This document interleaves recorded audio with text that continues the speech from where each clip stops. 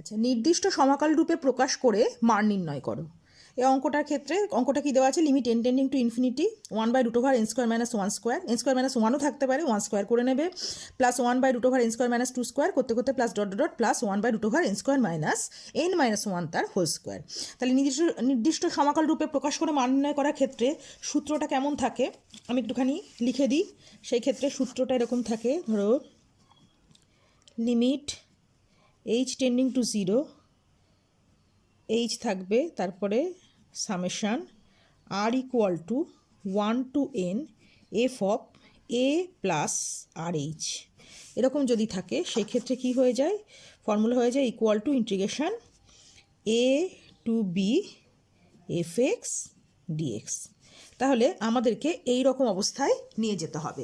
এবারে এইচ সঙ্গে এন এর সম্পর্ক কি, সেরকম ডেফিনেশনে কীরকম ছিল, ধরো এই আমি একটুখানি অ্যাক্সিসেকে একটুখানি যদি বলে দিই, এই হচ্ছে ধরো কার্ভ রয়েছে, এই হচ্ছে এ পয়েন্ট, এই হচ্ছে বি পয়েন্ট, এ পয়েন্টে আমি একটা, আর এটা হচ্ছে y equal to f x curve, ঠিক আছে। আর ধরো এখানে আমি একটা বি পয়েন্ট নিলাম, বি পয়েন্টের একটা লম্ব আঁকা হলো। তাহলে নির্দিষ্ট সমাকলের সাহায্যে মানে এই অঞ্চলটার ক্ষেত্রফল নির্ণয় করতে চাইছি। সেটা করার ক্ষেত্রে কি করা হয়, এই অঞ্চলটাকে সরু সরু সরু সরু মানে কতগুলো স্ট্রিপে ভেঙে নেওয়া হয়। তাহলে ধরো এবং সমান ইন্টারভালে যদি ভেঙে নিই, ধরো এইভাবে এইভাবে এইভাবে করে সমান ইন্টারভাল ভেঙে নিচ্ছি। আর এই বিন্দুটা কত এ, আর এখানটা হচ্ছে বি, ঠিক আছে। তাহলে এই পুরোটাকে আমি দৈর্ঘ্যটা কত হয়ে যাবে, বি মাইনাস এ, একে সমান এন ভাগে যদি ভেঙে নিই, এই b minus a by n এইটাকে ধরা হয় এইচ। তার মানে প্রত্যেকটা ছোটো ছোটো টুকরোর দৈর্ঘ্য হচ্ছে এইচ, এইটুকু এইচ, এইটুকু এইচ, এইটুকু এইচ, ধর এখানে একটা এইটুকু, প্রত্যেকটা এইচ। তাহলে এই বি মাইনাস এ পুরো লেন্থটাকে এন ভাগে ভাঙলে প্রত্যেকটা লেন্থ হচ্ছে এইচ। তাহলে এই বিন্দুটা যদি এ হয়, পরবর্তী বিন্দুটা হয়ে যায় এ প্লাস এইচ, তারপর একটা হয়ে যায় এ প্লাস 2h, এই করতে করতে এ প্লাস এন এইচ মানে আসলে বি বিন্দু হয়ে যায়। এবং এই প্রত্যেকটা ছোট ছোট সরু সরু স্ট্রিপ যে পাওয়া যায়, ওগুলোকে আয়তক্ষেত্র যদি কল্পনা করি, একটুখানি এরর আসে, এই প্রত্যেকটা আলাদা আলাদা করে ক্ষেত্রফল বের করে যদি যোগ করে দিই, তাহলে এইটার মান বেরিয়ে যাবে, মানে এই ইন্টিগ্রেশনের মান বেরিয়ে যাবে। এবার আয়তক্ষেত্রের ক্ষেত্রফল দৈর্ঘ্য গুণ প্রস্থ করা হয়, তাহলে এই লেন্থটা করা হবে এবং এই বিন্দুটা বসিয়ে এফ এর যে ভ্যালু এইটা নেওয়া হবে। তাহলে এটা হচ্ছে দৈর্ঘ্য, এইটুকু প্রস্থ, এই ধরো এইটা একটা ক্ষেত্রফল বেরোলো। তারপরে করে দিলাম আবার এইটা, তখন এই প্রস্থটা একই থাকছে, দৈর্ঘ্যটা একটুখানি আলাদা হয়ে যাচ্ছে, যেহেতু কার্ভটা আমার ইনক্রিজিং মতো, তাই দৈর্ঘ্যটা বেড়ে যাবে। পরবর্তীতে আবার এরকম যখন নেব ইন্টারভালে, তখন আবার এইটুকু হচ্ছে প্রস্থ, এইটা দৈর্ঘ্য। এইরকম করলে দেখো এই যে এইটুকু এরর আসছে, এখানে এরকম সমান যদি কেটে দিই, আয়তাকার করলে এইটুকু এরর আসছে।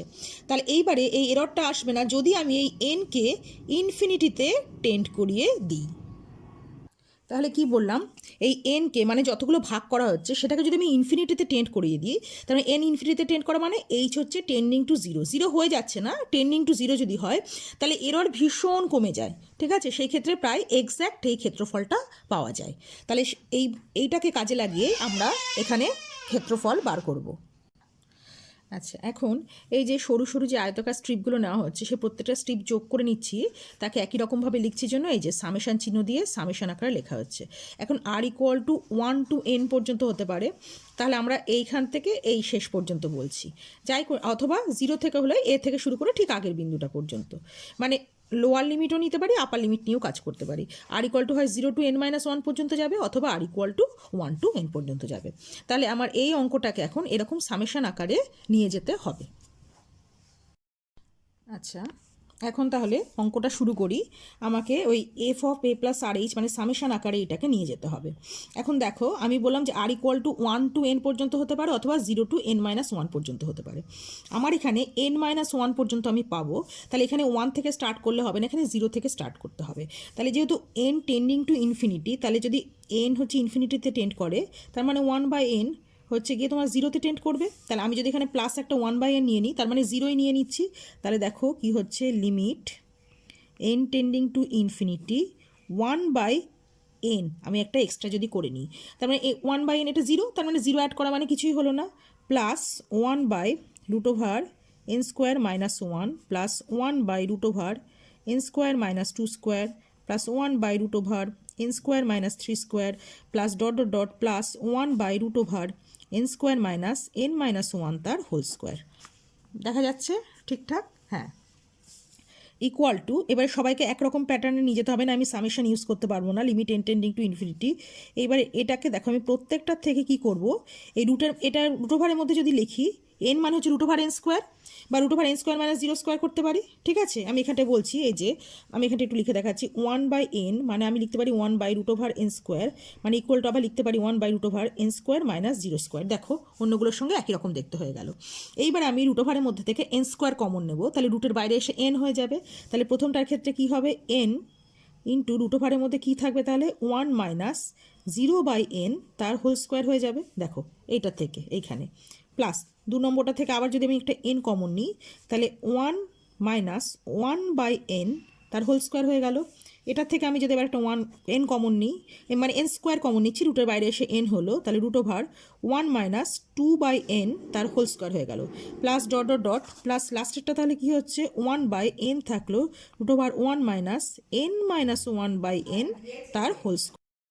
1/n ইকুয়াল টু এইচ ধরা হচ্ছে, তাহলে n টেন্ডিং টু ইনফিনিটি হলে এইচ টেন্ডিং টু 0 হয়ে যাবে, আর NH equal to 1 equal to b মাইনাস a ইকুয়াল টু 1 মাইনাস 0। আচ্ছা দেখো, আচ্ছা এখানে RH রয়েছে, আমি এখানটা লিখে ফেলেছি, তাহলে equal to integration lower limit হচ্ছে 0 to 1 এফ হচ্ছে তোমার এক্স ডিএক্স হয়ে যাচ্ছে, তাই তো। এফ অফ হচ্ছে গিয়ে এক্স ডিএক্স বলতে আমি তাহলে কীরকম হবো, f of x dx, f x হচ্ছে গিয়ে এইটা হয়ে যাবে আমার এফ এক্স এখন। তার মানে এই এফ এক্স ডিএক্স না লিখলেও চলতো, আমি লিখে যখন ফেলেছি থাক, integration 0 to 1 by f x মানে হচ্ছে root over 1 minus x square dx, ঠিক আছে। এই আর এইচটাই হচ্ছে গিয়ে তোমার এক্স হয়ে যায় আর কি, আর এইচ এক্স হয়ে গেল, তাহলে 1 মাইনাস এক্স স্কোয়ার ডিএক্স। এবার ইন্টিগ্রেশন করতে হবে এটা ইন্টিগ্রেশন করে যা ভ্যালু আসবে তাই। তাহলে আমি এক্স ইকুয়াল টু ধরে নিই sine theta, let X equal to sine theta, তাহলে dx equal to therefore dx equal to cos theta d theta equal to, আচ্ছা আমি লিমিট চেঞ্জ করছি না, লিমিট ছাড়া ইন্টিগ্রেশনটা যদি করি 1/রুট over 1 minus sine square theta মানে কস স্কোয়ার থিটা, রুটের বাইরে বেরোলে হলো কস থিটা, আর ডিএক্স মানে আবার উপরে হচ্ছে গিয়ে এই কস থিটা ডি থিটা, ঠিক আছে। কস থিটা কেটে গেল, তাহলে কি দাঁড়াচ্ছে, integration D theta equal two theta দাঁড়াচ্ছে, থিটা মানে হচ্ছে আমার সাইন ইনভার্স এক্স। এইবারে এখানে আমি লিমিট লাগিয়ে দিচ্ছি 0 to 1, তুমি থিটার লিমিটও চেঞ্জ করতে পারতো এখানে, তা করলেও হতো, আমি আর করলাম না। সাইন ইনভার্স 1 মানে হচ্ছে π/2 মাইনাস সাইন ইনভার্স 0 মানে 0, তাহলে ওটার ভ্যালু বেরোলো π/2। এখানে কিন্তু লিমিট চেঞ্জ করেও করা যেত, যখন এখানে ধরেছিলাম আমি লিমিট চেঞ্জ করে করতে পারতাম। ধরো এক্স আর থিটা, এক্সের মান যখন 0 সাইন 0 0 আসে, আর এক্সের মান যখন হচ্ছে 1 সাইন থিটা 1 মানে থিটা হচ্ছে কত হয় π/2, তাহলে এখানেও কিন্তু লিমিট চেঞ্জ করে 0 to π/2 করেও করতে পারতে, তাতে করে ওই 0 to π/2 থিটা, তাহলে এইখানে হতো।